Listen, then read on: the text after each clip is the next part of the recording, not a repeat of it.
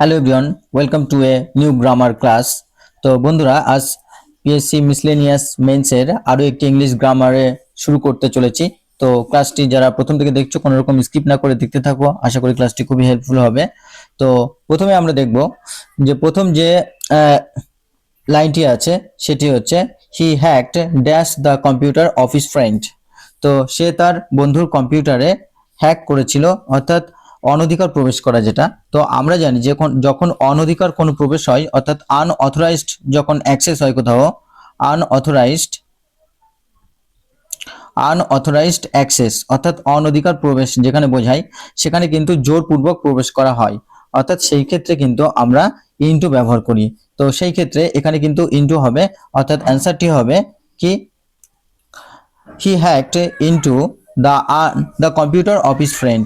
সে তার বন্ধুর কম্পিউটারে কি অনুমতি ছাড়াই প্রবেশ করলো বা সেটাকে হ্যাকড করলো, অর্থাৎ কোনো রকম অনুমতিপূর্বক সেখানে প্রবেশ করলো।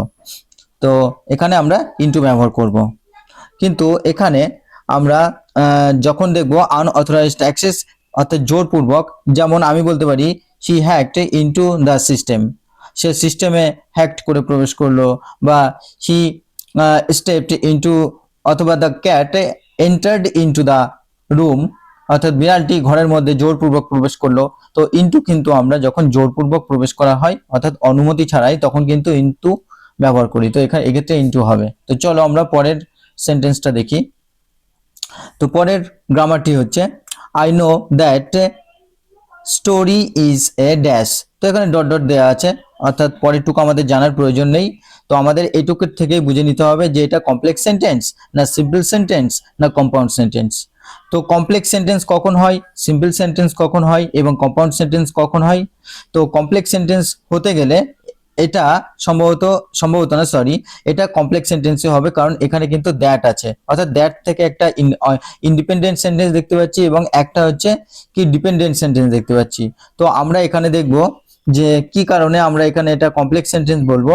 সেটার কারণ হচ্ছে, তো এখানে আমরা দেখতে পাচ্ছি যে কমপ্লেক্স সেন্টেন্স হওয়ার ক্ষেত্রে, অর্থাৎ আই নো দ্যাট স্টোরি, তারপরে ডট ডট আছে, অর্থাৎ এখানে মেন ক্লজ হচ্ছে আই নো, বা যেটাকে আমরা ডিপেন্ডেন্ট ক্লজ বলছি, অ্যান্ড সাবঅর্ডিনেট ক্লজ অর্থাৎ যেটা হচ্ছে ইন্ডিপেন্ডেন্ট, যেটা হচ্ছে ডিপেন্ডেন্ট অর্থাৎ দ্যাট।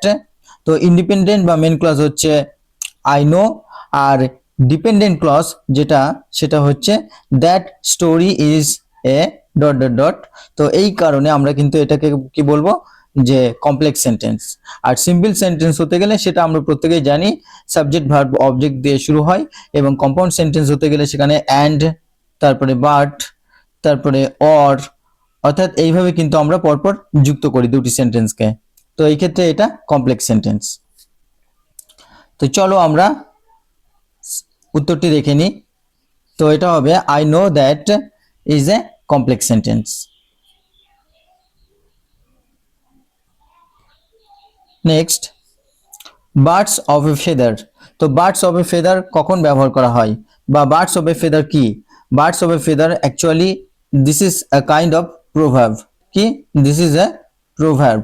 আর প্রোভার্বের অর্থ কিন্তু অনেকগুলি ওয়ার্ড মিলে একটি অর্থকে প্রকাশ করে। তাহলে birds of a feather dash fight together, একসাথে যুদ্ধ করে, ফ্লক টুগেদার, না ফ্লাই টুগেদার একসাথে ওড়ে। তো ফ্লক টুগেদার, ফ্লক টুগেদার বলতে কি তারা একই জায়গায় জড়ো হয়। তো বার্ডস অফ সেম ফেদার অর্থাৎ একই ক্যারেক্টারিস্টিক্সের বা একই ইন্টারেস্টে যে সমস্ত ব্যক্তি আছে তারা কিন্তু একই জায়গায় সম্মিলিত হয়, অর্থাৎ তারা একই জায়গায় এসে একে অপরের সাথে ভিড় করার চেষ্টা করে। তো অ্যান্সারটি কি হবে? তাহলে হবে যে birds of a feather flock together, অর্থাৎ একই চরিত্রের বা একই বৈশিষ্ট্য সম্পন্ন ব্যক্তিরা একই জায়গায় এসে ভিড় করে বা একই জায়গায় এসে মিলিত হওয়ার চেষ্টা করে। Next, the president dash the fair. The president dash the fair. তো এখানে একটা ফেয়ার বলতে এখানে আমরা জানি মেলার কথা বলা হচ্ছে। তাহলে প্রেসিডেন্ট কি করে? তো প্রেসিডেন্ট প্রাইম মিনিস্টার বা কোনো স্পেশাল গেস্ট যখন আসে তখন কিন্তু কোনো কিছুর উদ্বোধন করতেই আসে, অর্থাৎ সেটা শুরু করতেই আসে। তো এখানে আমরা কতগুলো স্পেলিং দেখতে পাচ্ছি, অর্থাৎ এখানে ইনঅগুরেটেড কথাটি আসবে। তো প্রথমত আমরা যেটা দেখতে পাচ্ছি ইনঅগুরেটেড, এটা ইনঅগুরেটেড বানানটা অগারেটেড হয়ে গেছে, এটা ভুল। তারপর এটা ইনঅগারেটেড ভুল, আর এটা আছে ইনঅগুরেটেড অর্থাৎ কোনো অনুষ্ঠানের শুভ সূচনা করা। তো এখানে কিন্তু আমরা তৃতীয় অপশনটি নিব অর্থাৎ ইনঅগুরেটেড। তো সঠিক উত্তর হবে দ্য প্রেসিডেন্ট ইনঅগুরেটেড দ্য ফেয়ার, অর্থাৎ প্রেসিডেন্ট এসেছিল অনুষ্ঠানটির বা মেলাটির শুভ উদ্বোধনে, ইনঅগুরেট করতে অর্থাৎ সেটা শুভ উদ্বোধন করতে বা ওপেন করতে। তাহলে ইনঅগুরেটেড এর অর্থ হলো কি officially open or begin something. তো চলো দেখি পরেরটি।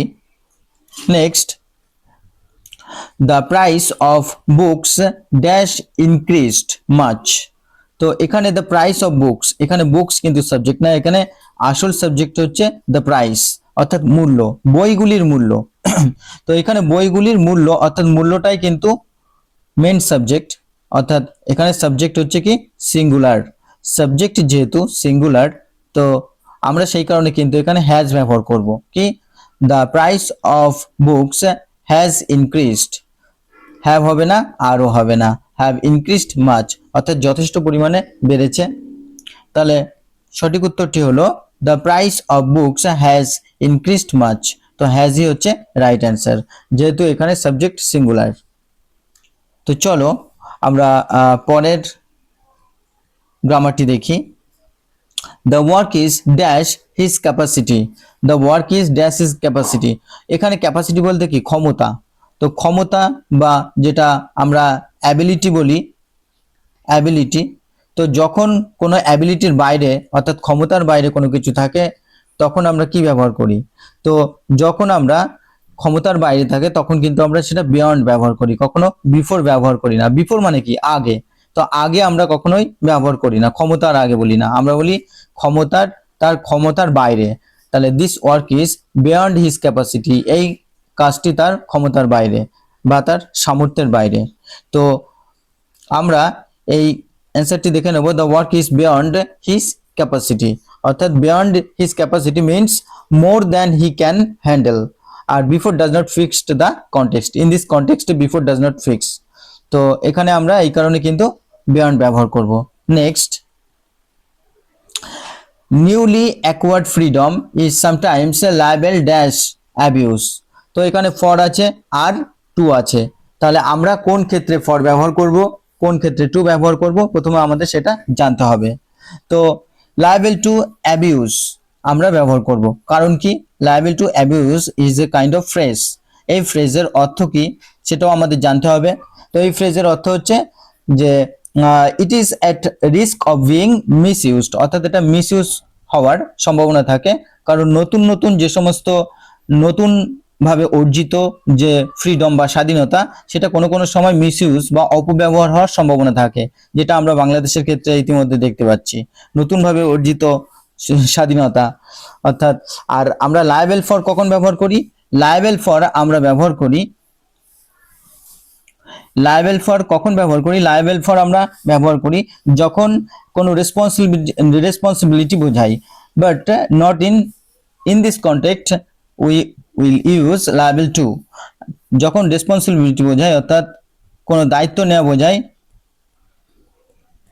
তখন কিন্তু আমরা লায়াবেল ফর অর্থাৎ কোনো কিছুর জন্য সে দায়বদ্ধ বা কোনো কিছুর প্রতি সে কর্তব্যপরায়ণ, তখন লায়াবেল ফর আমরা ব্যবহার করি। আর এই ক্ষেত্রে কিন্তু লায়াবেল টু অর্থাৎ সে নতুনভাবে অর্জিত যে স্বাধীনতা সেটা অনেক সময় মিসইউজ হওয়ার বা অপব্যবহার হওয়ার সম্ভাবনা রয়েছে, এটাই কিন্তু বোঝাচ্ছে লায়াবেল টু। তো অ্যান্সারটি আমরা দেখে নেব, newly acquired freedom is sometimes liable to abuse, liable to abuse. তো চলো নেক্সট দেখি। নেক্সট আছে Ashok although tolerant dash competing creeds was personally an ardent Buddhist। তো অশোক যদিও তিনি কি সহনশীল ছিলেন, কিসের প্রতি? তিনি সহনশীল ছিলেন, টলারেন্ট অফ ব্যবহার করব, কি টলারেন্ট অফ, উইথ হবে না, কারণ কি আমরা টলারেন্ট অফ তখনই ব্যবহার করি যে যখন হচ্ছে কোনো কিছুর প্রতি সহনশীল হওয়া, অর্থাৎ কোনো ডিফারেন্ট ওপিনিয়ন্সের প্রতি সহনশীল হওয়া। যেমন এখানে অশোক বলেছে যে তার যে প্রতিদ্বন্দ্বী বা রাইভাল ক্রিটস অর্থাৎ তার যে প্রতিপক্ষের বা বিপরীতধর্মী যে সমস্ত বিশ্বাস বা ক্রিডস ধর্মমত সেগুলোর প্রতিও তিনি যদিও সহনশীল ছিলেন, তবুও ওয়াজ পার্সোনালি অর্থাৎ ছিলেন অ্যান আর্ডেন্ট বা একজন এবুলিয়েন্ট বা একজন অতি উৎসাহী বুদ্ধিস্ট ছিলেন, বা একজন ব্লেজিং বা একজন জ্বলন্ত বা একজন গ্লোয়িং বুদ্ধিস্ট ছিলেন, অর্থাৎ নিজে ব্যক্তিগতভাবে একজন জ্বলন্ত বা একজন অতি উৎসাহী বুদ্ধিস্ট ছিলেন, সেটা এখানে বোঝানো হয়েছে। অর্থাৎ অন্য ধর্মের প্রতি তিনি বিশ্বাস করতেন।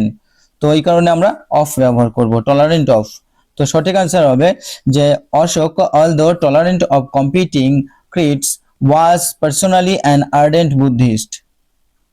Next, I am already acquainted. তো acquainted কখন acquainted এর সাথে কোন প্রিপোজিশন ব্যবহার করা হয়? অফ হবে না উইথ হবে সেটা আগে বুঝতে হবে। তো I am acquainted dash the latest development, আমি সর্বশেষ যে উন্নয়ন সেটার সম্পর্কে আমি ইতিমধ্যে বা সেটার সাথে আমি ইতিমধ্যে পরিচিত। তাহলে আমরা কখন কোনটা ব্যবহার করব? অ্যাকোয়েন্টেড উইথ আমরা এখানে কিন্তু সঠিক উত্তর ব্যবহার করব। কারণ কি অ্যাকোয়েন্টেড উইথ ব্যবহার করা হয় when talking about something familiar with, অর্থাৎ যখন কোনো কিছুর সাথে আমরা পরিচিত থাকি তখন কিন্তু উইথ ব্যবহার করি। আর অ্যাকোয়েন্টেড অফ আমরা ব্যবহার করি কখন? যখন কিন্তু, তো আমরা কিন্তু প্রায় অ্যাকোয়েন্টেড অফ ব্যবহার করে ফেলি ভুলবশত, কারণ এটা ব্যবহার করা যাবে না, কারোর সাথে পরিচিত হওয়া অর্থই অর্থাৎ উইথ বা সাথে। তো চলো আমরা দেখে নিই যে I am already acquainted with the latest development, আমি সর্বশেষ যে ডেভেলপমেন্ট বা উন্নয়ন তার সাথে আমি পরিচিত আছি। তো আমি ইতিমধ্যে পরিচিত হয়েছি এরকম। তো চলো নেক্সট দেখি। নেক্সট আছে if he dash of your marriage he will be surprised। তো এখানে আমাদের একটা সিম্পল রুলস ফলো করতে হবে। যদি ইফ দিয়ে থাকে তো ইফ দিয়ে তখন আমাদের প্রথমে ইফ লিখতে হবে, তো দেন আমাদের যেটা থাকবে সেটা হচ্ছে সিম্পল প্রেজেন্ট টেন্স এখানে ফলো করতে হবে। সিম্পল কি প্রেজেন্ট টেন্স, দেন আমরা কি লিখব? দেন আমরা যে উইল যুক্ত যে সাবজেক্ট, দেন উইল বা শ্যাল, দেন বি বা যাই বলো না কেন যে পরের সেন্টেন্স আছে কমা দিয়ে সেটা আমরা ব্যবহার করব। এখানে কিন্তু আমরা সেইভাবে দেখতে পাচ্ছি। তাহলে মেন কথা হচ্ছে আমাদের প্রথম ইফ যুক্ত যে সেন্টেন্সটি থাকবে সেটাকে আমরা সিম্পল প্রেজেন্ট টেন্সে লিখব। তাহলে এখানে কি লিখব? ইফ হি হিয়ার্স, অর্থাৎ সে যদি শোনে। তো উইল হিয়ার হবে না, কারণ দুটো উইল হতে পারে না এখানে। আর হার্ড, তো এখানে হার্ড তো হবেই না থার্ড ফর্ম কোনোভাবেই। তো ইফ হি হিয়ার্স যদি সে শোনে, তো যেহেতু এটা কন্ডিশনাল সেন্টেন্স, তো ফার্স্ট কন্ডিশনাল সেন্টেন্সের ক্ষেত্রে আমাদের কিন্তু এই ফরম্যাটটা ব্যবহার করতে হবে, if plus simple present tense. তাহলে ইফ হি হিয়ার্স যদি সে শোনে অফ ইউর ম্যারেজ তোমার বিবাহ সম্পর্কে, হি উইল বি সারপ্রাইজড তাহলে সে সারপ্রাইজড বা সে অবাক হবে, অর্থাৎ এটা কিন্তু আবার ভবিষ্যৎকালে হওয়ার কথা বলা হচ্ছে। তো এই কারণে আমরা এই ফরম্যাটটি ব্যবহার করব। তো এরকম লিখব যে ইফ হি হিয়ার্স যদি সে শোনে অফ ইউর ম্যারেজ তোমার বিবাহ সম্পর্কে, হি উইল বি সারপ্রাইজড তাহলে সে অবাক হবে। নেক্সট,